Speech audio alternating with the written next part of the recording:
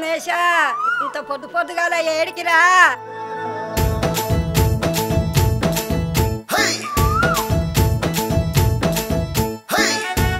మేకలు ఇన్నే ఉన్నాయి. రమేష్ గారు ఏడికి పోయిండు? నీ కొడుకు తెలంగాణ తెత్తరాని పోయిండు బిడ్డ.